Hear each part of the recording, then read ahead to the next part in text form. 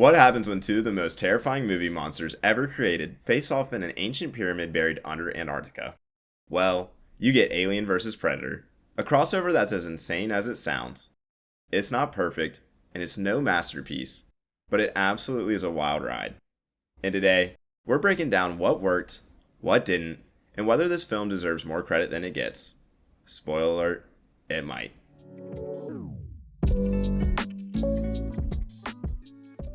Welcome back to my channel, and my Predator review series, where we're reviewing every single film in the Predator franchise, including the crossovers. We've already covered Predator and Predator 2, two classic testosterone-fueled action flicks that still hold up today. You son of a bitch.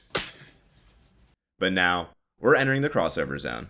This is Alien vs. Predator, a movie that dares to combine the mythologies of two legendary sci-fi horror franchises. And let's be honest, this could have gone horribly wrong. But did it? You are one ugly mother. In this video, we're diving deep into AVP. We'll talk about what works, what absolutely doesn't, and why, despite all of its flaws, it still delivers some entertaining moments. And later in the video, I'll reveal what I think is the film's biggest missed opportunity, one that could have made this a fan favorite instead of a forgettable popcorn flick. Let's get into it.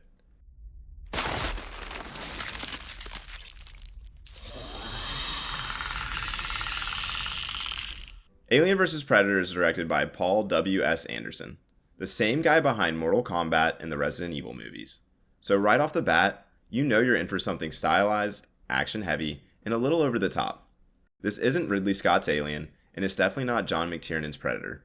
It's a different beast altogether. The premise is simple, and honestly, that's one of the movie's strengths.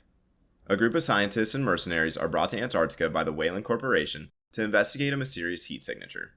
What they find is an ancient, underground pyramid, which turns out to be a training ground for the Predators, who use the temple to hunt xenomorphs as a kind of rite of passage. Boom. That's your setup. Right away, I have to say, the setting is awesome. The pyramid is creepy, atmospheric, and constantly shifting. It adds a layer of suspense and claustrophobia that feels right at home in both the Alien and Predator franchises. You get these cold, shadowy corridors, shifting walls, hieroglyphic-covered chambers, all contributing to that haunted house in space feeling that made Alien so iconic. Even though we're not technically in space this time, the isolation and the danger are still there. One thing I liked a lot is how the movie connects the two mythologies. The Predators, according to the film, visited Earth thousands of years ago and were worshipped as gods. They taught humans how to build and were worshipped as gods. They taught early humans how to build pyramids, and in return, the humans offered themselves as hosts for xenomorph breeding. The Predators would then hunt the xenomorphs to prove their worth. Is it silly? Yeah. Does it feel like a video game cutscene mixed with an ancient alien conspiracy theory? Absolutely. But it works for what it is. It's a comic book movie come to life, and as long as you accept that tone, it becomes a lot easier to enjoy. Let's talk characters for a second. Sanaa Lathan plays Lex, our main protagonist. She's a solid lead, competent, brave, and ultimately the last one standing. It's kind of refreshing to see a capable human character who isn't just cannon fodder.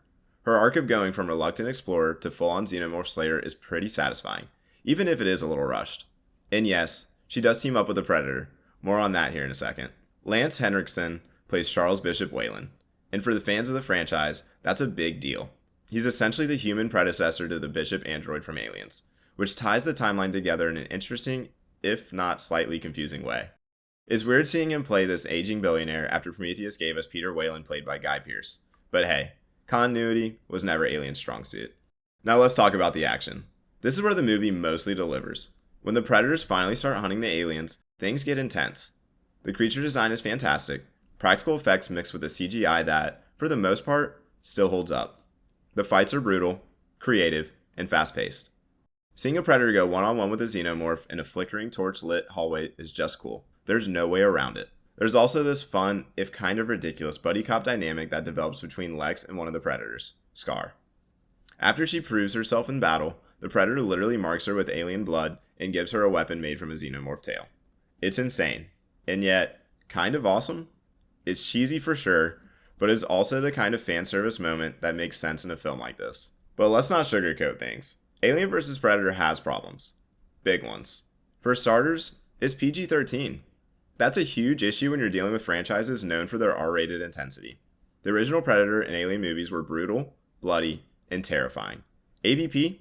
It's mostly toned down. The kills are quick, the gore is minimal, and there's a sense that the film is holding back.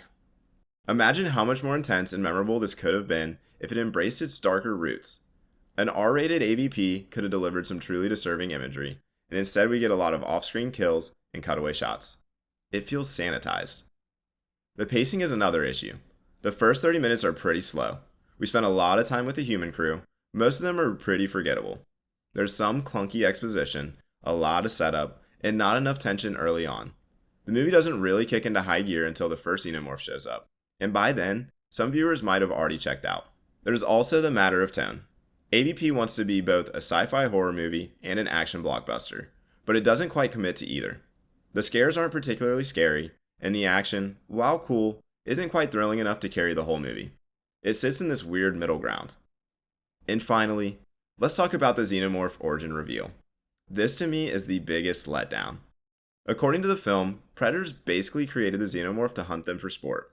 That just cheapens the entire alien mythos. Part of what made the Xenomorphs so terrifying in the original films were that they were this unknown, unstoppable force in nature, a perfect organism. Reducing them to lab-grown hunting targets, that robs them of their menace. Say what you will about Alien Covenant, but I prefer the idea of David, this rogue synthetic, engineering the Xenomorphs out of an obsession and madness. That felt more in line with the themes of creation, control, and corporate greed that Alien franchises always played with. That said, the imagery of the Predators as ancient gods, carving murals, building temples, seeding civilizations, that stuff is great. Visually and thematically, it adds a mythology flair to the film that's fun to explore. It doesn't always make sense, but it makes for cool storytelling. Now let's get into the film's golden moment, the highlight that made it worth watching. For me, it's the final act team up between Lex and the Predator. Is it a little ridiculous? Absolutely. But it's also genuinely entertaining. You've got a human and a predator teaming up to take down the Xenomorph Queen in a full-on boss battle. They fight their way through collapsing tunnels, battle swarms of aliens, and finally bring the Queen down with a combination of brains and brute force. It's over the top, it's dramatic, and it feels like the kind of payoff you want in a movie called Alien vs. Predator. You didn't come here for subtlety, you came here for monster mayhem, and this finale delivers. Also, let's take a second to appreciate the Queen design. She looks incredible, massive, terrifying, and powerful. That entire final fight sequence is a standout, and it's where Paul W.S. Anderson's flair for spectacle really shines. So is Alien vs. Predator a great movie? No. Is it better than people give it credit for? Maybe. If you go in expecting high art, you'll definitely be disappointed. But if you want a fun, fast-paced, and occasionally dumb monster mash with some solid visuals and a killer concept, you could do a lot worse. It's a what-if story brought to life. A movie that exists purely because fans always wondered who would win in a fight, a Xenomorph or a Predator.